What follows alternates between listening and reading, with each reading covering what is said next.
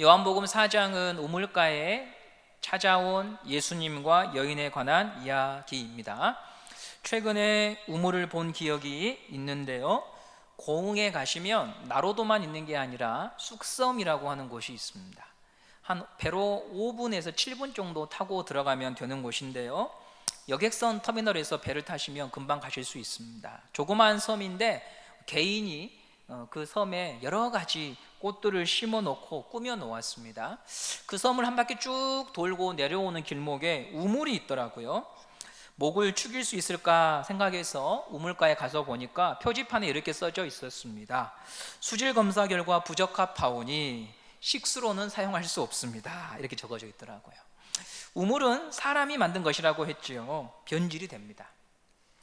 반면에 주님의 샘물은 마르지 않고 우리에게 생수가 됩니다. 오늘 우리에게 필요한 것은 우물물이 아니라 주님께서 약속한 샘물입니다. 그 샘물을 오늘 예배를 통해서 우리 모두가 맛볼 수 있는 시간이 되시기를 간절히 바랍니다. 남편이 5이나 있었던 여인의 감춰진 과거를 아시는 예수님. 예수님은 그녀의 수치와 아픔을 가볍게 다루지 않으십니다. 알고 계셨지만 그걸 가십거리 삼지 아니하시고 그 이야기를 꺼내신 이유는 그녀를 온전히 치유하고 회복하시기 위하여 주님께서는 그 이야기를 다루십니다. 오늘 우리를 향해서도 주님은 같은 마음이실 것입니다. 우리가 감추고 싶은 이야기, 남에게 다 드러내놓고 하지 못했던 그 이야기를 주님은 아시고요, 그것을 주님께 우리가 마음을 열어놓고 맡길 때 주님이 그것을 하나하나 만지는 예배가 되기를 간절히 사모합니다. 예수님과 여인의 이야기는 이제 오늘 본문을 보시면 신학적으로 상당히 중요한 문제로 나아갑니다. 또 예수 믿고 회개해 남자들 다 정리해 이런 차원이 아닙니다. 4장 우리 19절 20절 말씀을 함께 보도록 하겠습니다. 시작. 여자가 이르되 주여 내가 보니 선지자로소이다. 우리 조상들은 이 산에서 예배하였는데 당신들의 말은 예배할 곳이 예루살렘에 있다 하더이다. 예배에 관한 내용으로 가고 있습니다. 저는 오늘 메시지의 주제를 영과 진리로 예배 드리는 사람들이라고 잡아보았는데, 영과 진리로 예배 드린다고 하는 말의 의미가 뭐고, 그렇게 예배 드리는 사람들은 어떤 삶을 추구하는가에 대한 메시지를 여러분과 함께 나누고 싶습니다. 먼저 유대인들이 예배 드리는 장소는 한 곳이지요. 지금도 중요시 여기는 땅, 바로 예루살렘입니다. 반면에 오늘 이 여인은 사마리아 사람들은 다른 성소가 있었습니다. 잠시 구약의 이야기를 들려드리기 원하는데요, 이스라엘은 솔로몬 이후에 나라가 분열이 됩니다. 북쪽과 남쪽으로 우리나라처럼 나눠지거든요. 이때 북쪽은 북이스라엘로, 남쪽은 남유다로 이제 명칭이 바뀌게 되지요. 북이스라엘은 모든 면에서 남유다보다 우위를 점하고 있었어요. 왜냐하면 12지파 가운데에서 10지파가 연합되어 구성한 나라가 북이스라엘이었기 때문에 땅의 면적도 넓고 세력도 더 컸습니다. 그런데 한 가지 늘 북이스라엘 사람들의 발목을 잡은 게 뭐냐면, 그 중요한 성소가 남유다 지방에 속해 있더라, 예루살렘에 있더라. 그러므로 예배를 드리려고 하면은 할 수 없이 남쪽으로 내려가야 되는 거예요. 부부가 싸움을 하고 각방을 써요. 근데 나한테 꼭 필요한 물건이 모라니 방에 있어요. 그럼 이러면 어떻게 됩니까? 대단히 난감하지요. 안 갈 수가 없어요. 자존심을 굽히고 가야 돼요. 아쉬운 소리를 하고 가야 되는 거예요. 북이스라엘 사람들 입장에서는 우리가 더 대단하고 막강한데 성소가 남쪽에 있기 때문에 드나들지 않을 수가 없는 거예요. 그래서 북이스라엘의 왕 여로보암은요, 베델과 단에 금송아지를 만들어 놓고 더 이상 내려가지 마라, 국경을 폐쇄하고 여기서 예배 드리면 된다, 이렇게 했었습니다. 그러다 나라가 망하거든요. 나라가 망하고 나서도 회복이 되고 포로에서 돌아온 후에 또 예배할 곳이 필요해요.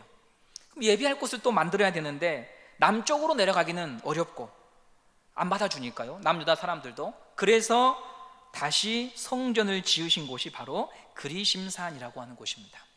사진을 보시면 그리심산과 에발산이 나옵니다. 성경을 좀 읽어보신 분들은 신명기에 모세가 한쪽 지파는 그리심산에, 한쪽 지파는 에발산에 올라가서 한쪽은 저주를, 한쪽은 축복을 선포하는 장면이 나오거든요. 그 산이에요. 이 그리심산이 바로 유대인들에게 있어서는 대단히 중요한 곳이었습니다. 유대인이라고 하면 존경하고 또한 그리워했던 선조 세 사람이 있어요. 하나님의 이름을 부를 때에도 누구의 하나님, 누구의 하나님, 누구의 하나님이라고 표현했죠. 누구신지 아시겠습니까? 아브라함의 하나님, 그 다음에 이삭의 하나님, 야곱의 하나님. 이 세 사람은 모두가 존경하고 또한 존중했던 선조들이었습니다. 그 선조들의 흔적이 바로 저 그리심산 주변에 있었거든요.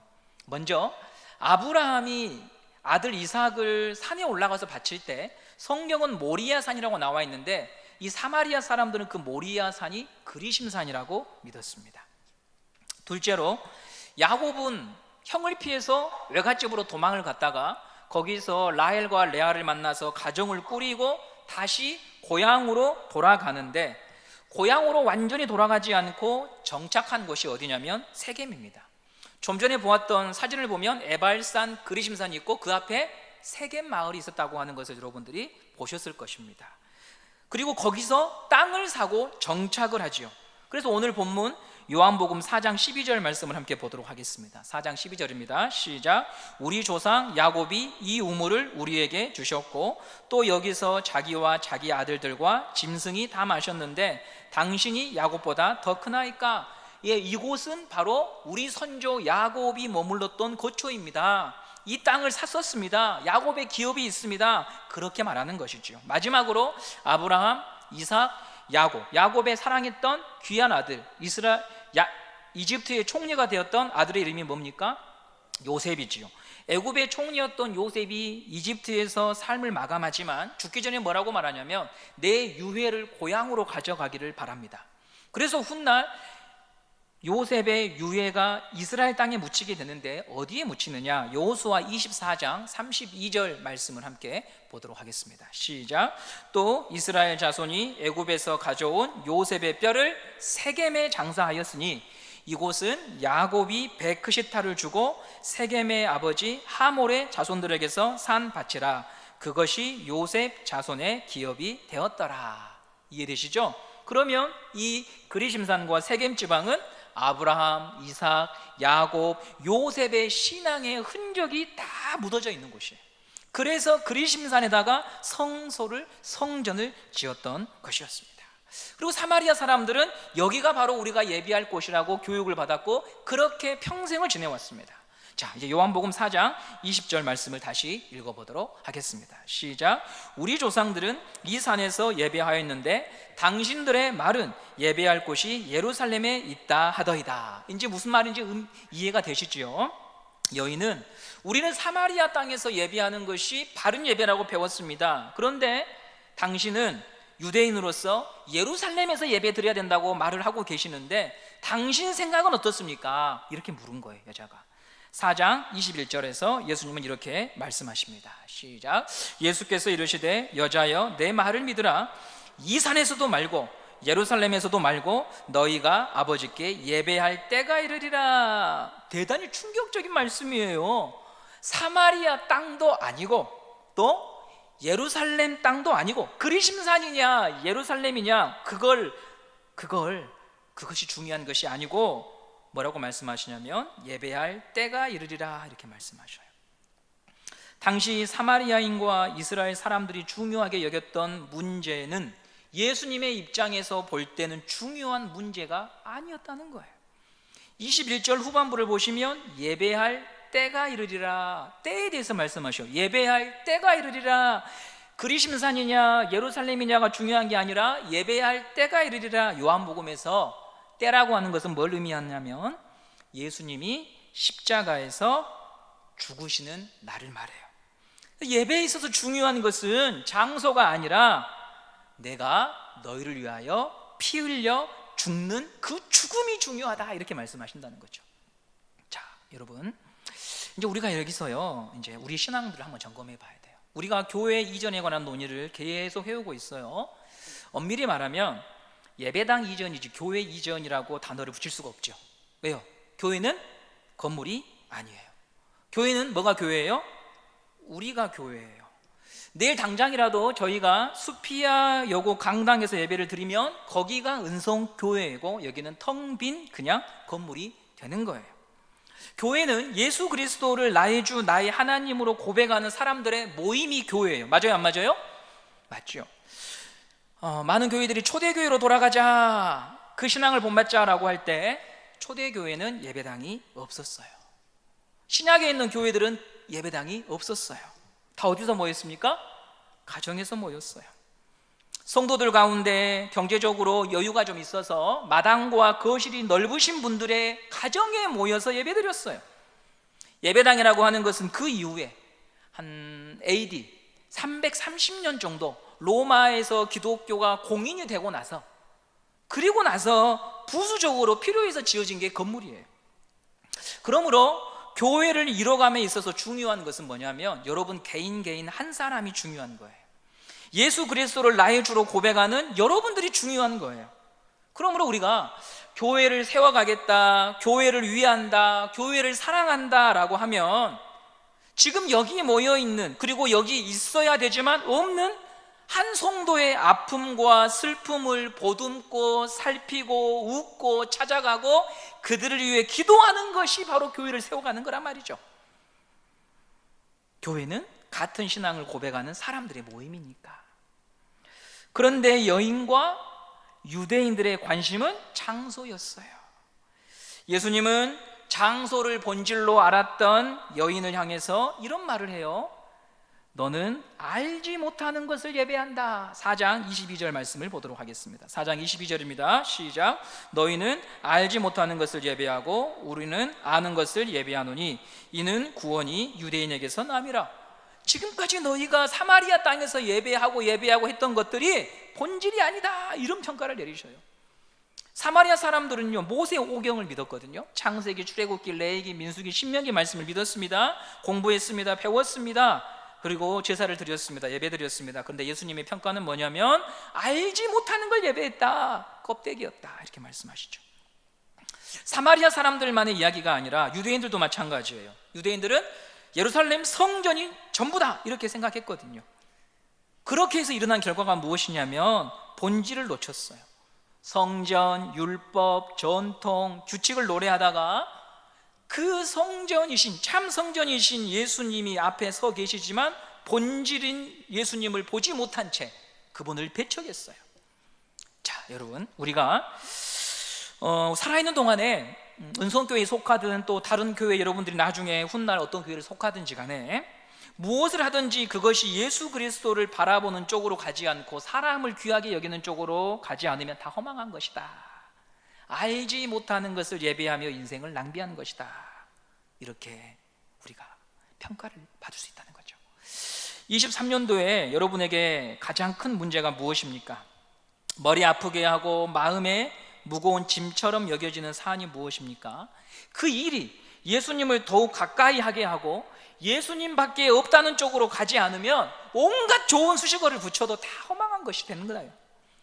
성도를 멀리하는 일이 되거나 예수의 사랑과 국률의 자리에서 점점 멀어진다고 한다면 그건 교회가 무엇인지 모르는 사람들의 이야기가 될 수밖에 없다. 그래서 우리는 지금 내가 붙잡고 있는 것, 믿고 있는 것이 무엇인지 오늘 말씀을 통하여 다시 한번 질문해야 돼요. 수요 예배도 참석하고 주일 예배도 참석하고 봉사하고 섬기는 이 모든 일들이 결국에는 예수님 때문이어야 한다. 예수님 때문에 내가 오늘 이렇게 여기에 와 있다. 이것이 여러분 우리의 예배의 결론이고 인생의 결론이 되어야 할 줄 믿습니다. 우리 22절 말씀을 다시 한번 보겠습니다. 시작. 너희는 알지 못하는 것을 예배하고 우리는 아는 것을 예배하노니 이는 구원이 유대인에게서 남이라. 알지 못하는 것을 예배하는 안타까운 일이 없어야 되겠습니다. 예수님을 놓친 채 교회를 말하고 예수님을 놓친 채 신앙을 이야기하고 예수님을 놓친 채 교회를 세워가고 미래를 얘기하는 것은 정치인들이 허구한 날 신문과 뉴스와 카메라 앞에서 국민 여러분 사랑합니다, 존경하는 국민 여러분이라고 하는 문장처럼 주님의 귀에는 들리지 않는 말이라고 하는 것입니다. 우리의 관심은 무엇을 하든지 간에 예수님에게 있어야 합니다. 세상이 혼탁할수록 껍데기가 본질을 삼켜버립니다. 예수님 시대에는 안식일이 사람을 삼켜버렸지요. 아무 일도 하지 말라고 규정한 안식일에 아프면 사람을 고쳐야 되는데 아무 일도 하지 말라고 했는데 누가 병자를 고쳤느냐고 하면서 예수님을 향하여 비난하던 바리새인들, 본질을 잃어버리면 우리가 그런 모습이 되는 것입니다. 어디서 예배를 드려야 합니까? 라고 하는 여인의 질문을 듣고 예수님은 이제 말씀하십니다. 우리 4장 23절 24절 말씀을 함께 보도록 하겠습니다. 시작. 아버지께 참되게 예배하는 자들은 영과 진리로 예배할 때가 오나니 곧 이때라. 아버지께서는 자기에게 이렇게 예배하는 자들을 찾으십니다. 하나님은 영이시니 예배하는 자가 영과 진리로 예배할지니라. 아멘. 예수님이 예배에 대해서 설명을 하시거든요. 예수님이 예배에 대해서 설명하신다고 하는 것은 예배의 주인은 주님이시다. 내가 정성을 다하여 하나님께 빈다고 해서 예배가 되는 것이 아니다. 힘이 지나도록 빌면 되는 일이 아니다. 예배의 시작도 주님께 있구나. 여러분이 가지고 계신 주보를 보시면 11시 예배의 순서 가운데 여러분 가장 첫 번째 순서가 뭘로 되어 있습니까? 인도자 밑에 보시면 예배의 부름이라고 되어 있습니다. 예배의 부름, 누가 부른 것입니까? 목회자가 부른 게 아니에요. 살아계신 하나님께서 자기가 택한 백성들을 여기로 부르셨다라고 하는 의미입니다. 한 사람의 신앙도 하나님이 시작을 하시는 것이고 교회의 시작도 우리 주님이 하시는 것입니다. 하나님은 인간이 아니시기 때문에 사람은 하나님을 더듬어 찾아볼 수도 없고 붙잡을 수도 없고 대면하여 교제할 수가 없어요. 우리가 하나님을 볼 수 있으려면, 만질 수 있으려면, 알 수 있으려면 하나님이 인간의 수준으로 내려오셔야 사람은 하나님을 만날 수가 있죠.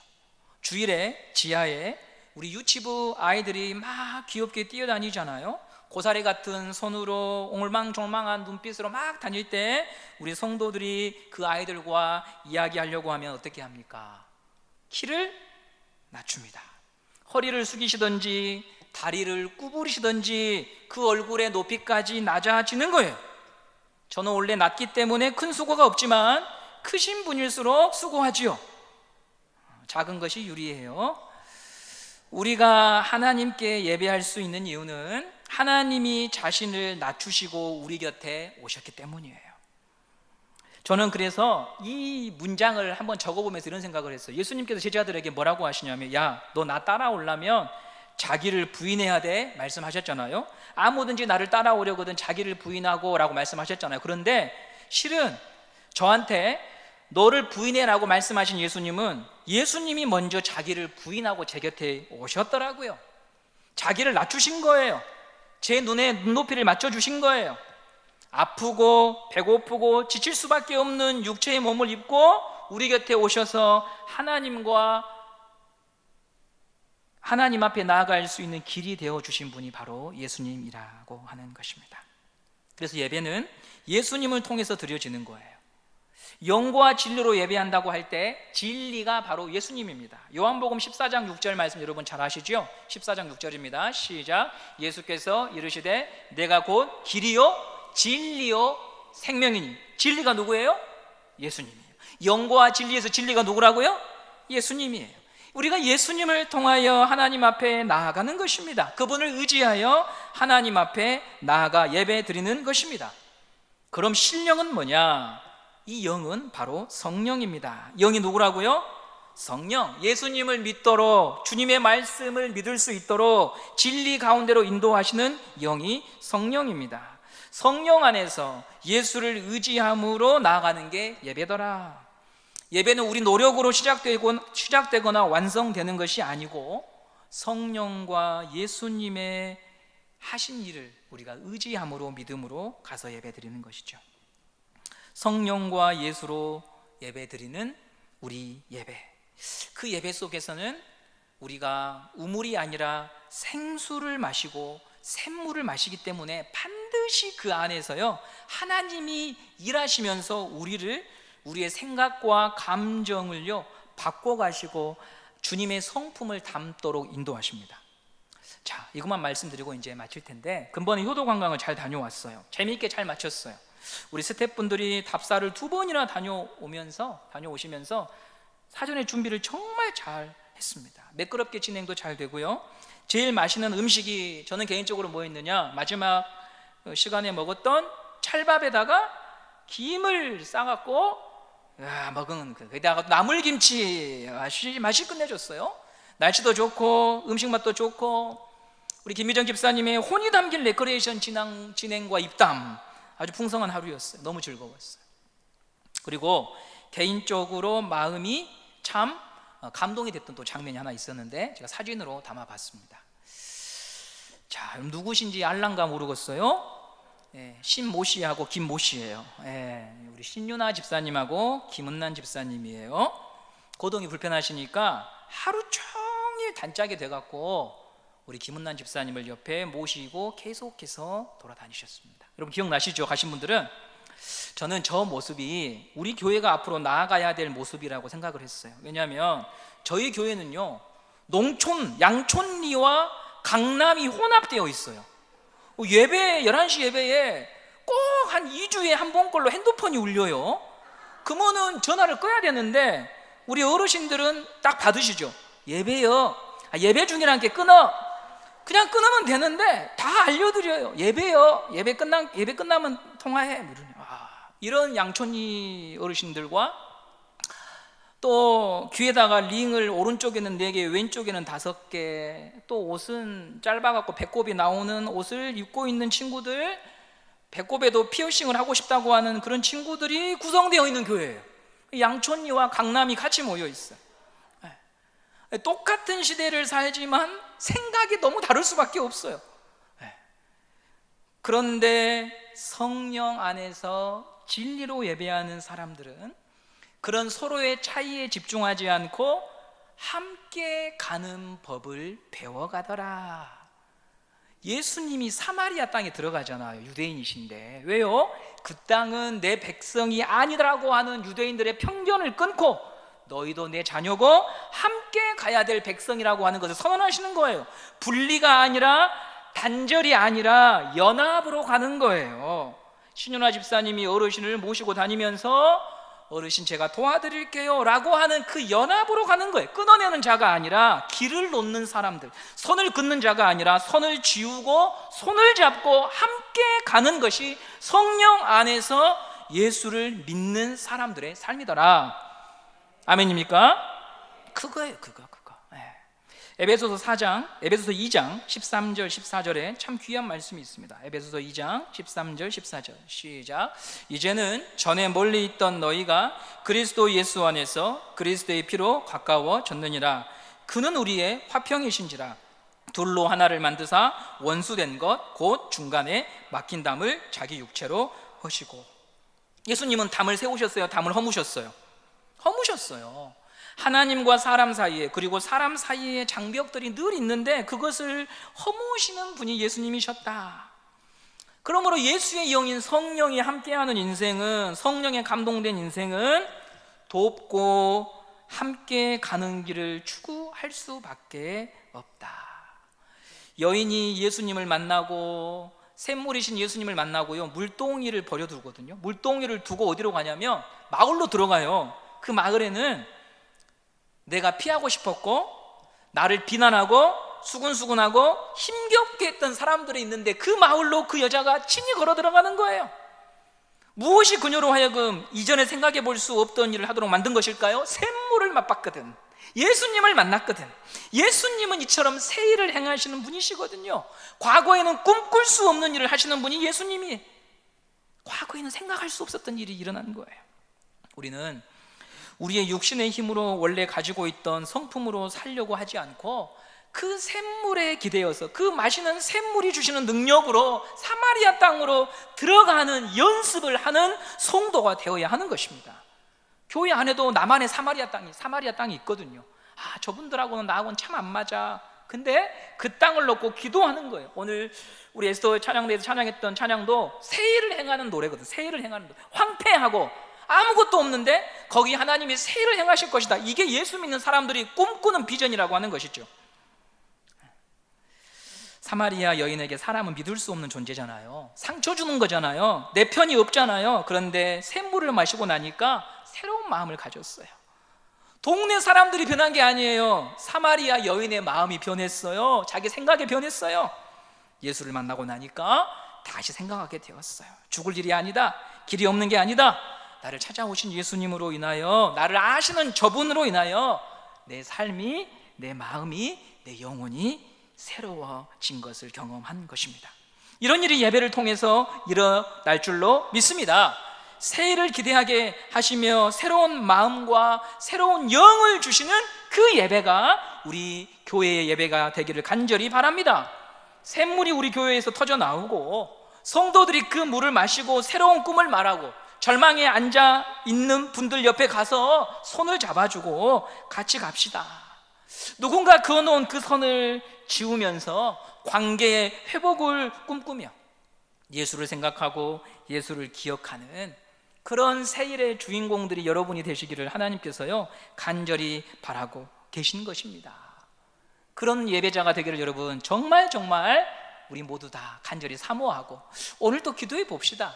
내 안에 있는 사마리아 땅의 사람들, 영역들, 하나님 저 땅에 제가 들어갈 수 있기를 원합니다. 제가 정말 영과 진리로 예배하는 사람이라면 육신의 생각으로는 도무지 할 수 없지만 하나님이 주신 샘물을 먹고 주의 인도를 따라 저도 선을 긋는 인생이 아니라 선을 지우는 멋진 인생으로 화평케 하는 자로 제 인생을 살게 하여 주시옵소서.